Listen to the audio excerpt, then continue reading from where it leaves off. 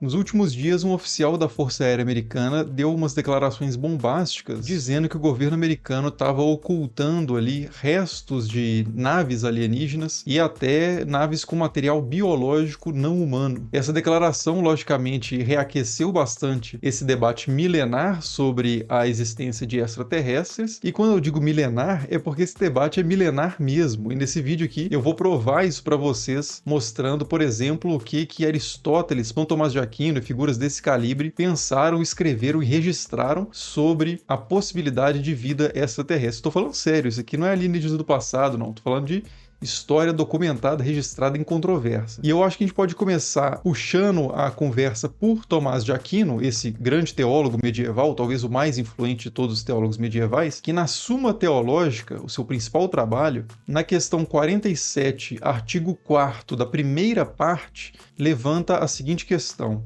será que há só um mundo ou vários? E ao levantar essa questão, ele não está propondo nada de inovador, ele está considerando a questão que era milenar já na sua época, que era a questão da pluralidade de mundos ou da infinitude de mundos. Plures mundi, no latim, e aperoi cosmoi, no grego. Mas antes de entrar nos detalhes filosóficos dessa questão, vale a pena a gente trazer outros autores da antiguidade que colocaram isso de uma forma mais literária, especulativa e que é bem interessante. Por exemplo, Plutarco, num texto chamado Sobre a Face que Aparece na Orbe Lunar, apresenta uma discussão ali especulativa entre dois personagens sobre a existência de vida na Lua. Um desses personagens diz que a vida na Lua seria impossível por causa da falta de nuvens, de chuva e de ventos, além do calor excessivo também que tornaria esse ambiente totalmente inóspito à vida, mas o outro personagem contra-argumenta, dizendo que aqui mesmo na Terra existem vários seres, várias espécies adaptadas a ambientes diferentes, mais quentes, mais frios, mais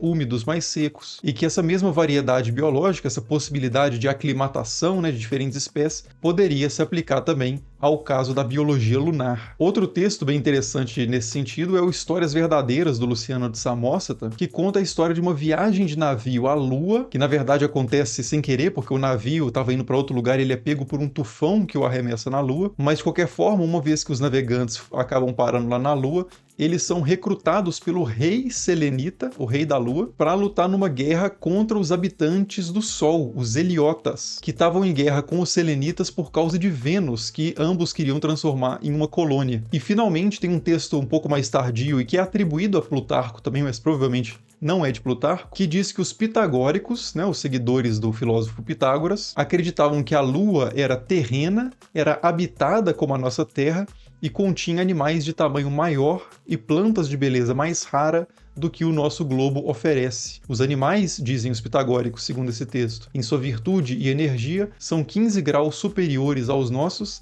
não emitem nada excrementício e os dias duram 15 vezes mais. Bom, mas não é exatamente com esses autores que Tomás de Aquino entra em diálogo lá na Suma Teológica, e sim com Aristóteles e os atomistas. Esses sim estavam em uma controvérsia filosófica explícita, direta, chamada de controvérsia da pluralidade de mundos. E qual que era basicamente o argumento de cada um desses lados? Os atomistas acreditavam que toda a realidade, os planetas, estrelas, etc., eram formadas de átomos, que eram partículas minúsculas, que eram a menor parte da matéria. E não confundir aqui com o nosso conceito atual de átomo, que deriva disso, mas hoje em dia já é bem diferente. Mas os atomistas então acreditavam que a realidade era composta por essas partículas minúsculas e que essas partículas eram infinitas em quantidade e eram eternas em duração. Ou seja, o universo sempre existiu e sempre foi formado pelas mesmas partículas. Só que essas partículas se rearranjam com o tempo de forma aleatória, e é assim, inclusive, que os atomistas explicam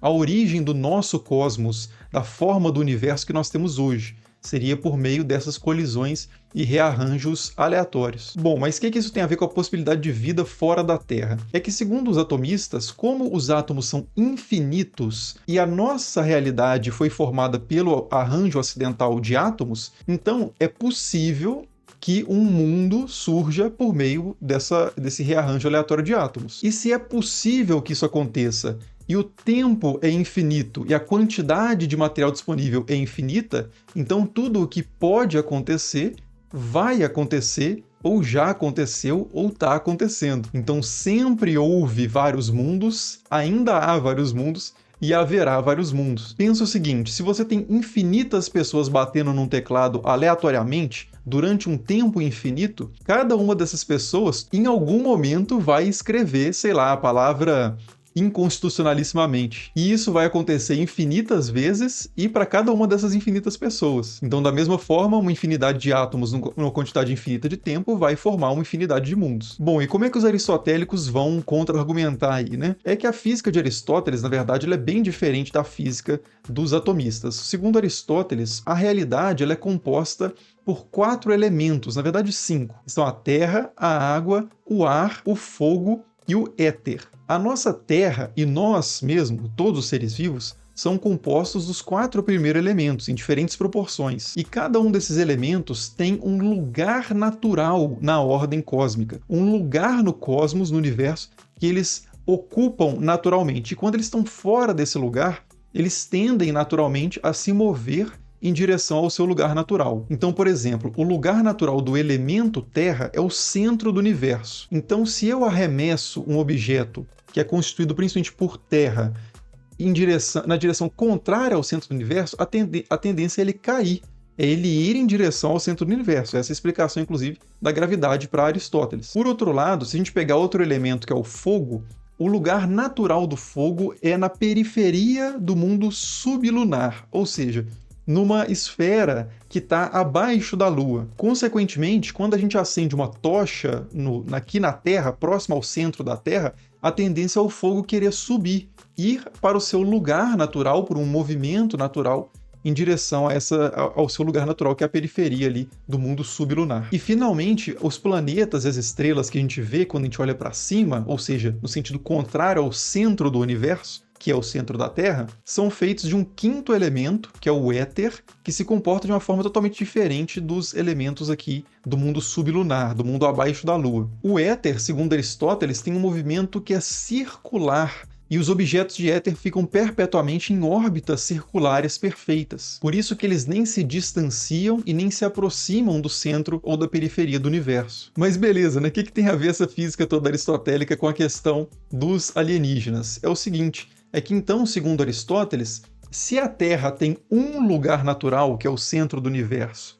e toda a Terra existente tende a esse ponto, então é impossível que haja outras terras, outros corpos formados de elemento terroso ou de qualquer um dos 4 elementos, como nós e os animais, em outro lugar. Porque se eles existissem no espaço, por exemplo, eles já teriam vindo para o centro, para os seus lugares naturais. Então, segundo essa cosmologia e essa física aristotélica, seria impossível que houvesse mundos parecidos com o nosso em outros lugares ali. Se a gente olhar para cima, a gente nunca encontraria um lugar desse tipo, e nem pessoas parecidas com a gente, porque só há corpos etéreos no espaço sideral. E é a partir exatamente dessa física e cosmologia aristotélica que o Tomás de Aquino vai fazer a sua defesa da impossibilidade de outros mundos. Então, se vocês abrirem lá na Suma Teológica, como eu disse, né, na questão 47, artigo 4º da primeira parte, vocês vão ver uma das respostas sobre essa questão de se há um mundo apenas ou vários, em que ele vai dizer o seguinte: o mundo consta da sua matéria total,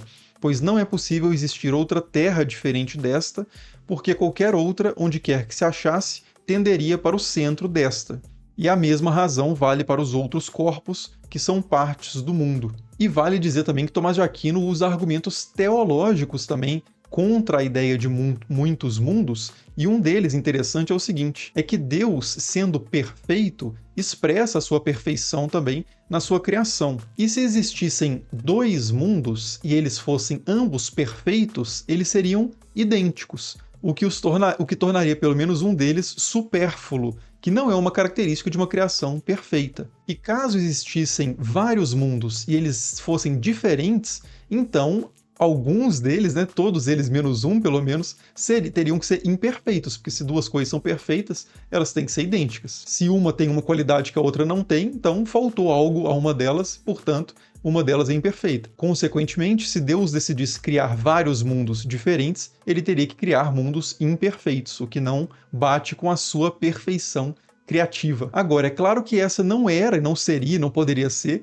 a única possibilidade de reflexão teológica a partir da questão da existência ou não de outros mundos. A gente vai ter na Idade Média também vários autores que vão ser contrários à ideia de apenas um mundo, também a partir de uma reflexão teológica, porque, segundo esses autores, a criação de apenas um mundo não refletiria a onipotência divina. A ideia de um universo infinito ou de uma criação infinita refletiria, espelharia muito melhor, na concepção de alguns outros teólogos medievais, a infinitude do poder e do próprio ser de Deus. Inclusive, por causa dessa preocupação com a ideia de apenas um mundo limitar de alguma forma a onipotência divina, em 1277, um bispo de Paris vai emitir uma série de condenações a propostas filosóficas, sobretudo aristotélicas, direcionadas principalmente contra os mestres de Paris, né, os teólogos e os filósofos de Paris, como, por exemplo, Tomás de Aquino. E uma dessas condenações vai proibir a ideia exatamente, e aqui eu cito, de que a causa primeira, Deus, não pode fazer mais de um mundo. Então esse decreto teológico contra a impossibilidade de múltiplos mundos vai acabar favorecendo os teólogos que tendiam já a crença nos múltiplos mundos. Alguns que a gente poderia citar é Jean Buridan, Nicole Oresme e William de Ockham, ou Guilherme de Ockham, né, que é o famoso autor a quem se atribui o princípio da navalha de Ockham. Todos eles eram partidários dessa possibilidade da pluralidade de mundos. E um outro autor, um pouco mais tardio que esses, mas ainda medieval, que é o Nicolau de Cusa, vai se tornar bastante célebre justamente pela sua defesa da ideia de um universo infinito, que vai inspirar muito Giordano Bruno, inclusive, mas Giordano Bruno já está fora da Idade Média. Segundo esse autor, o Nicolau de Cusa, que era um cardeal da Igreja Católica, o universo era infinito e o centro estava em toda parte e a circunferência em parte alguma. Ou seja, para Nicolau de Cusa, a Terra não era o centro do universo e não havia nenhuma periferia, nenhuma fronteira do tipo aristotélico lá de mundo sublunar, supralunar, da esfera do primeiro móvel, não tinha nada disso. E a partir do momento em que você quebra essas barreiras entre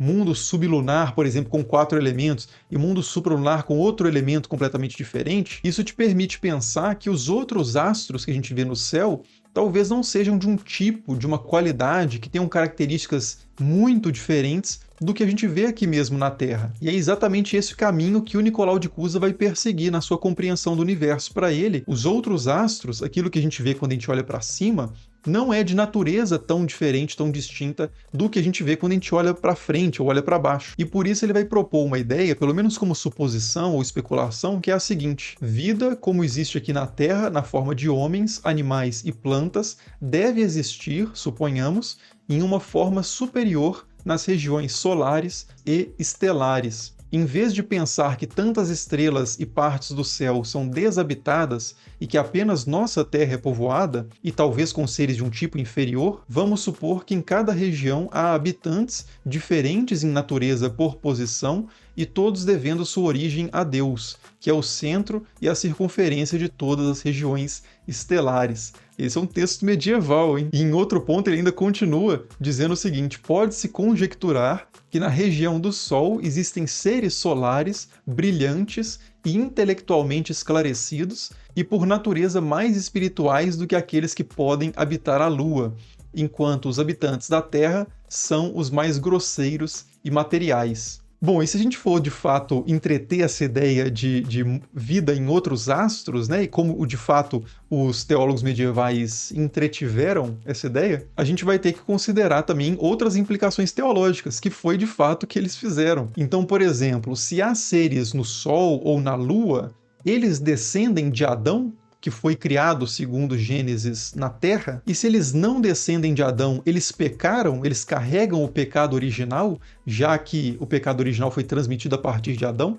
E outra pergunta: se Cristo morreu na Terra para redimir todo o universo ou coisa do tipo, será que é suficiente que Cristo tivesse morrido neste planeta para salvar também as pessoas de outros planetas? Ou será que Cristo teria que morrer em outros planetas também? Haveria, afinal de contas, várias encarnações e sacrifícios crísticos? Então, segundo um teólogo medieval, que é o Guilherme de Vorilong, nos comentários que ele faz às Sentenças de Pedro Lombardo, que é um texto teológico clássico ali da Idade Média, ele vai dizer o seguinte: se há homens em outro mundo, não procedem de Adão e não pecaram. E quanto à pergunta sobre Cristo ter que encarnar em outros planetas, ele diz o seguinte: Quanto à pergunta se Cristo, ao morrer nessa terra, poderia redimir os habitantes de outro mundo, eu respondo que ele é capaz de fazer isso mesmo se os outros mundos forem infinitos, mas não seria adequado para ele ir a outro mundo onde ele precisaria morrer novamente. Então aqui o Vorilong defende apenas uma encarnação suficiente para a redenção multiversal, multicósmica. E enfim, esse debate vai longe, ele só se aquece ainda depois da Idade Média por causa da Revolução Copernicana, da nova compreensão da cosmologia. Inclusive Galileu recebe uma carta, que eu vou colocar ela aí na tela, mas não vou ler aqui não, que o vídeo já está longo demais, mas que fala também as consequências teológicas, as interpretações teológicas que algumas pessoas fazem da observação de Galileu da Lua, publicado no Sideros Núncios. E enfim, e até hoje, né, existe um ramo, se vocês procurarem no Google aí, chamado astroteologia, que discute as implicações teológicas da crença em vida extraterrestre, coisas do tipo. Mas é isso. Chega, né? O vídeo está longuíssimo e talvez um tanto confuso e cheio de informações, mas espero que vocês tenham achado alguma parte disso interessante. Comentem aí embaixo também o que vocês acharam mais interessante, se vocês acreditam aí em vida fora da Terra, quais as suas expectativas das próximas notícias depois da declaração do oficial da Força Aérea Americana. E é isso. Muito obrigado, como sempre, por assistir e nos vemos aí nos próximos vídeos. Falou!